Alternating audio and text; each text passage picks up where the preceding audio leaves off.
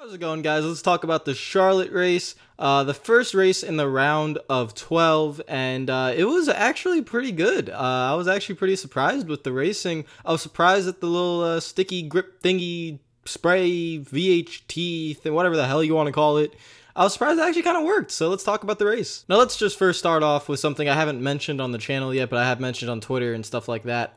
Plug if you want to follow me on Twitter. But the tribute to Robert Yates, Dale Jarrett, who drove around his 1999 championship car with the Ford, and you know how Robert and Doug, both the Yates guys, are very involved with the Ford guys, and it was a very nice tribute. And yeah, rest in peace, Robert Yates. Let's start off with the race, and we had our first little incident in stage 1 with Ryan Newman wrecking. Clint Boyer and Newman get involved with each other, and that would bring out a caution. And that would not really change the implication of the race, but we had guys like Kevin Harvick and Denny Hamlin up front now.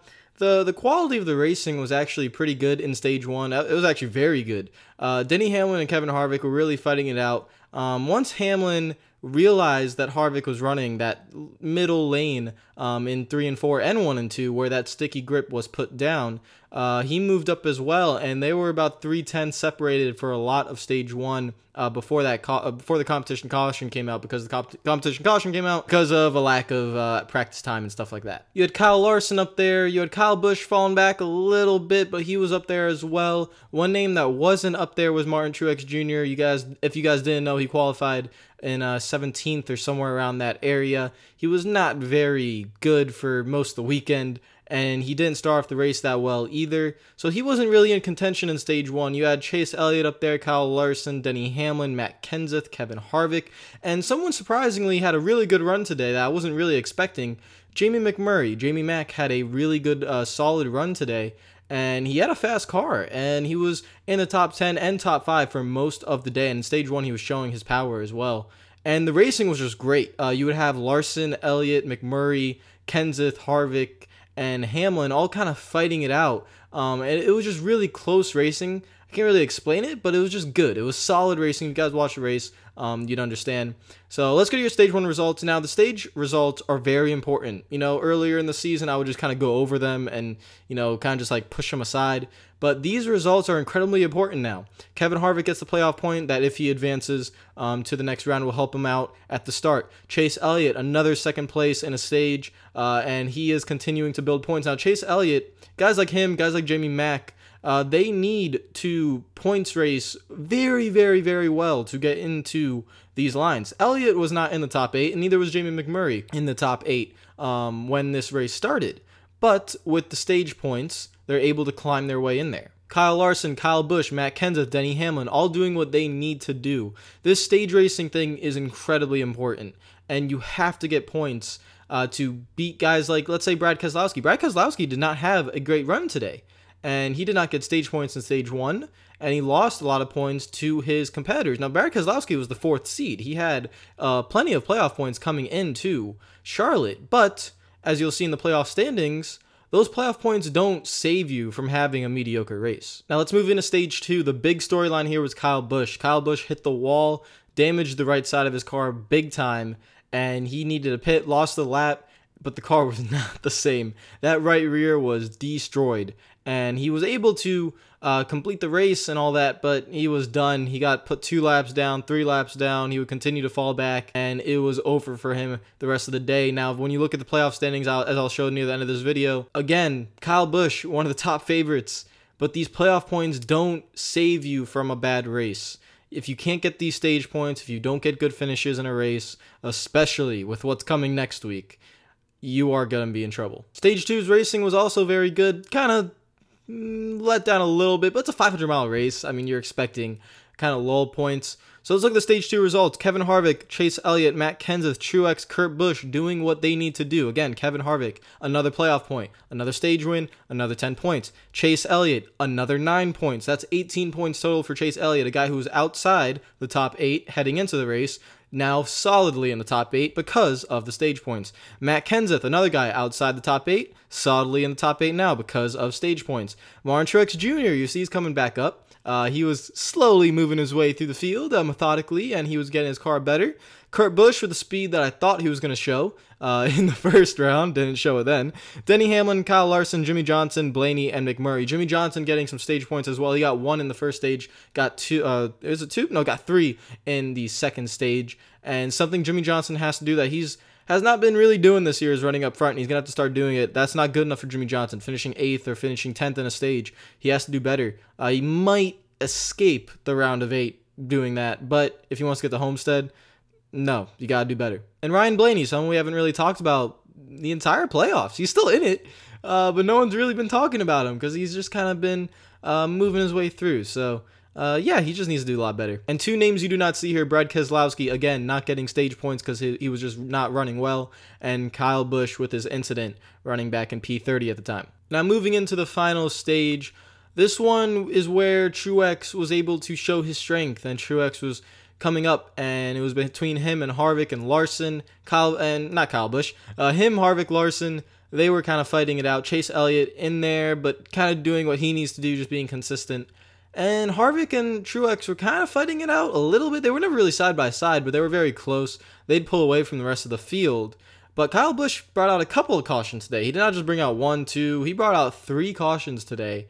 And none more important than with about 8 to go, he spins out and brings out another caution. And this is going to cause a bunch of craziness at the end of the race because Truex looked like he had the race won, with Harvick going to be 2nd, Chase Elliott going to be 3rd. Looked like it was going to be smooth sailing, Kyle Larson 4th, and we just kind of move on to Talladega. But then the caution comes out and, pit stops and all that. And it just turns into something else. So, pit stops. Kevin Harvick has an issue. It falls back to 6th, I think it was. And that was a problem. I mean, everyone had pit stop issues today because there were so many pit stops. Tires meant a lot. Again, another solid race where tires mean something. Maybe that's a trend that, I don't know, we've known for years. Tire wear is a good thing, NASCAR. Goodyear, try to bring more of it. So when your tires wear, you get better racing, but it also creates a lot of pit stops. Teams had to be on point today because they had so many pit stops during this race. And Kevin Harvick on the last one, So I don't have footage of the incident right now, but Kurt Busch and Kyle Larson on the second to final restart, Kurt Busch got loose, and it happens heading into turn 1 late in the race, where early in the race, guys on the outside will use that little strip patch, but late in the race, they'll try to pinch you down.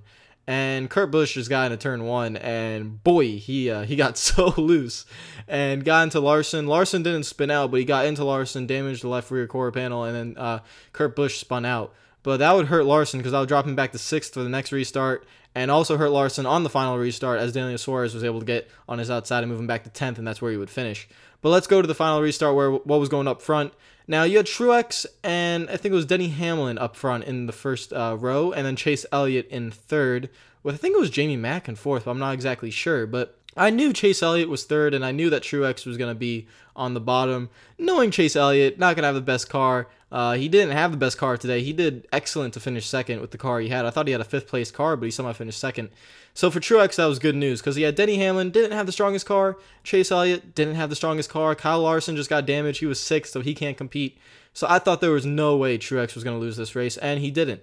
Truex doesn't lose the race. He pulls away at the end, and he's going to win at Charlotte, move himself into the round of 8, which I think he was going to move into anyways, but gets himself locked into the round of 8. Kevin Harvick finishes 3rd. He rallies back from that poor pit stop to finish 3rd, and that's where he even thought he was going to finish today. He didn't think he had the best car. And Chase Elliott did an excellent job today, 2nd in both stages and 2nd in the race. So he's Mr. 2nd right now, kind of what Kyle Larson was doing last year at the end of the season. But when you don't have a car that can beat Truex and you can't beat those Toyotas, you got to do what you can with your car, and that's what Chase Elliott and Team 24 are doing right now. That's what Kevin Harvick's doing right now. Kevin Harvick has picked up his speed, but they just can't get to that Toyota speed yet. So far, all the playoff races, all 4 of them have been won by either Martin Truex Jr. or Kyle Busch. So 4 Toyota wins, 4 JGR-esque wins by those 2 dominant JGR cars. And nothing really changes. We continue on into Talladega, which is going to be crazy. So let's show off the race results. I'm going to pick out a couple of results that kind of stand out to me. Chase Elliott obviously stands out to me because of his great run today. Gets himself very solidly into the top 8. and it gives him a buffer for Talladega because Talladega is going to be crazy. And I'll get into that a little bit later in this video, is why Talladega is going to be crazy, especially this one. Kevin Harvick, good run. Denny Hamlin, good run. Jamie Mack, like I said earlier in the video, very good run. Daniel Suarez, another top 10. He just quietly does it, and he's in a good ride, so I don't really know. I want to see if he could maybe compete for a win one day. I know he's still a rookie, but he's doing well in his rookie season. Jimmy Johnson in 7th, continuing to plow along, get top 10s, but will need to do a little bit better. Ryan Blaney back on track with a top 10, but again, if he wants to move on, we'll have to do a little bit better. Casey Kane, great run in P10, or P9. Kyle Larson with the damage, P10. Could have done a little bit better, should have done a little bit better finishing wise, but the incident with Kurt Busch knocked that quarter panel to some damage, and then the final restart did not go his way. Matt Kenseth in 11th. He ran pretty well for most of the race, but 11th place, not great. Dale Earnhardt Jr. in 12th, he was running like 20th all day, so 12th is probably a good finish for him. Ricky Stenhouse Jr., he's going to have to do something great at Talladega if he wants to move through, in my opinion. Trevor Bayne in 14th, pretty solid run, and Brad Keselowski had a mediocre day. He finishes 15th. He's probably the big loser out of today, because Kyle Busch is still technically in the top 8 because of his playoff points, but Brad Keselowski is in trouble a little bit because he just had a really poor day, no stage points, poor finish, while all the other playoff guys were doing very well, and he needs to do a lot better. So you can see here, Martin Truex Jr., he's locked in. Kyle Larson, only 29 points to that little cutoff line. Now, that sounds like a lot, but heading to Talladega, it's not an incredible amount, so no one is technically safe yet. Kevin Harvick in 3rd, doing what he needed to do today. He did an excellent job. Chase Elliott from 10th to 4th, 16 points above the cutoff line. He did a fantastic job today. I think he is the real winner. Outside of Martin Truex Jr., Chase Elliott had a great job today, maximizing his points, along with Kevin Harvick. Those two maximized their points today. Denny Hamlin and Kyle Busch. Kyle Busch kind of a loser today because he had all those playoff points heading in, and now he's only 12 points above the cutoff line. Jimmy Johnson and Jamie McMurray still above the cutoff line. Jimmy with 8 points, Mac with only 1, and he's going to have to do a little bit more at Talladega. Matt Kenseth, Brad Keselowski, Ryan Blaney, and Ricky Stenhouse Jr. outside looking in, heading into Talladega. Now, let's talk about Talladega, why this is going to be important. This is going to be the first Talladega race in the playoffs that has stage racing. Now, you can't stay in the back. All the playoff drivers have to go compete for the win. So that's what's going to cause a lot of craziness in this Talladega race. I'm expecting a big wreck either in stage 1 or stage 2. I'm expecting it because everyone's going to be fighting. The end of each stage is going to be like the end of a race because you need to fight your way into those points. The stage racing creates so much intense racing near the end of these stages, and it really shows at short tracks, and it really shows at super speedways. You'll see it at Talladega. All these guys that you see in the playoff leaderboard, they're all going to have to fight their way to get into that top 10 and get as many points as they can. And because they're all going to be trying to go after that, it's going to be interesting to see where they all run.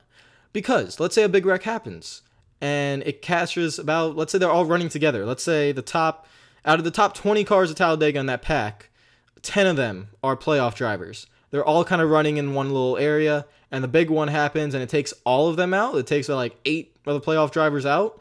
It could have a huge effect, so you never know what can happen, and it's going to be a very intense race, and we'll see what happens. It's going to be, I mean, Talladega's not as much of a crapshoot now with this package. If you have a fast car, you're able to control, the leader can control, but it's still a crapshoot. And it's going to be great, and I'm going to be excited for it. And one day I want to go to Talladega, but I don't think I'm ready for that. Now, points I would like to rant about, because I always feel like I have to rant about something. Not about the race today. I think the race today, I'll give a solid B to a B+. The first stage was great. It was excellent racing. Kind of, wore off a little bit towards the end as the 78 and the 4 kind of fight it out.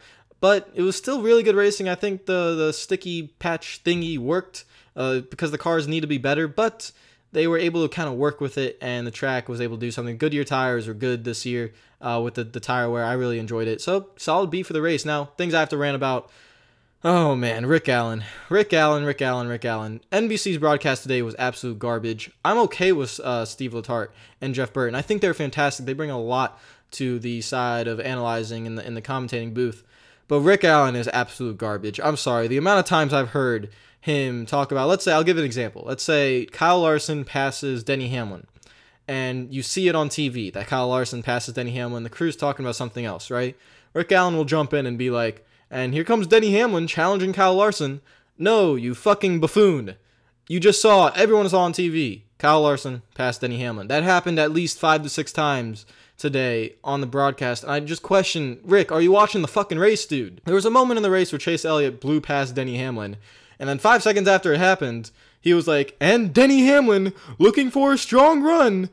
Denny Hamlin already lost the lead 5 seconds earlier when Chase Elliott just blew straight by him. And then he tried saving face and was like, and Denny Hamlin struggling. It's just, it doesn't seem like he knows what's going on. It's frustrating because when you're trying to watch a race and the commentator's just saying some bullshit, that's not happening, it gets very frustrating to a point. The reason why I'm frustrated, it's not because, I'm trying to hate on Rick Allen or anything. I think he is shit at his job. I mean, I'm not going to lie. I think you can get a lot better commentators in there, play-by-play analysts with Letarte and Jeff Burton. I think Letarte and Burton are great. I like the crew chief driver combo that Fox used to have before they brought in Gordon as well, but Jeff Gordon's fantastic, so I'm not gonna lie about that. But when you have someone like Alan Bestwick, who is unemployed right now, if you guys don't know who Alan Bestwick is, if you're maybe too young because he's been out of the sport for a while, go look up Alan Bestwick. Go look up some of the races he's commentated. If you watch IndyCar nowadays, you know who he is. He was commenting on IndyCar before the contract ran with ESPN. He's unemployed right now.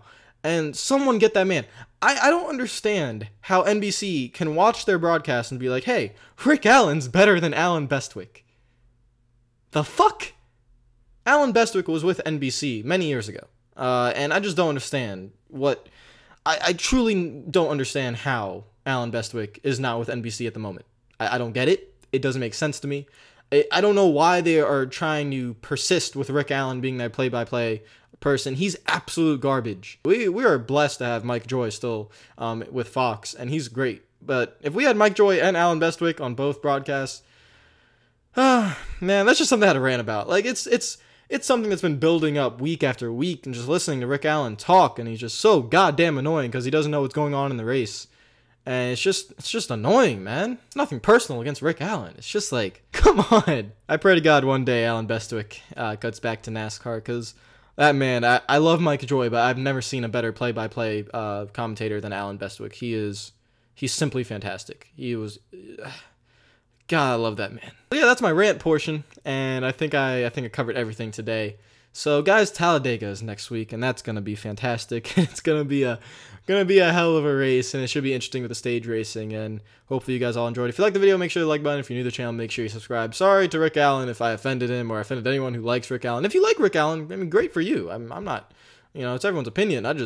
I'm speaking for most of the fans I see on Twitter and everyone, I don't see a lot of people praising Rick Allen at all. So, I'm just saying, yeah, Alan Bestwick, please. I'll see you guys later. Hope you have a fantastic day, and peace out.